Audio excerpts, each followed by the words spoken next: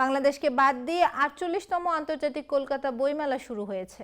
২৮ জানুয়ারি থেকে শুরু হওয়া বইমেলা চলবে ৮ ফেব্রুয়ারি পর্যন্ত। এই বইমেলায় দীর্ঘ ২৫ বছর পর থাকছে না বাংলাদেশের কোনো বই। সল্টলেকের সেন্ট্রাল পার্কে এই মেলার আয়োজন করা হয়েছে। এবারের মেলায় ১২টি দেশ অংশ নিয়েছে। থিম দেশ জার্মানি।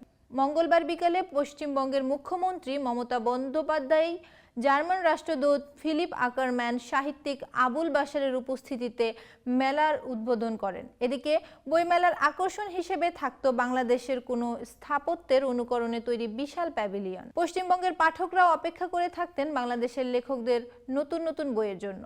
এবছর বাংলাদেশের অংশগ্রহণ না হওয়া নিয়ে আয়োজক সংস্থা পাবলিশার্স অ্যান্ড বুক সেলার্স গিল্ডের সভাপতি ত্রিদীপ কুমার চট্টোপাধ্যায় বলেন, অংশগ্রহণের জন্য একটি দেশকে আনুষ্ঠানিকভাবে আবেদন করতে হয়। এবছর বাংলাদেশ তা করেনি। স্বাভাবিকভাবেই আমরা বাংলাদেশের প্রকাশক এবং বই বিক্রেতাদের জন্য জায়গা বরাদ্দ করতে পারিনি। এবছরও কলকাতা বইমেলার ২৫ লক্ষ ক্রেতা ও পাঠকের সমাগম হবে বলে ধারণা করা হচ্ছে।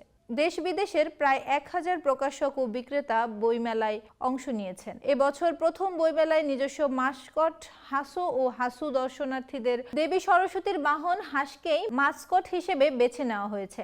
তবে এবারের বইমেলায় মানবাধিকার সংগঠন এপিডিআরকে কোনো স্টল দেওয়া হয়নি।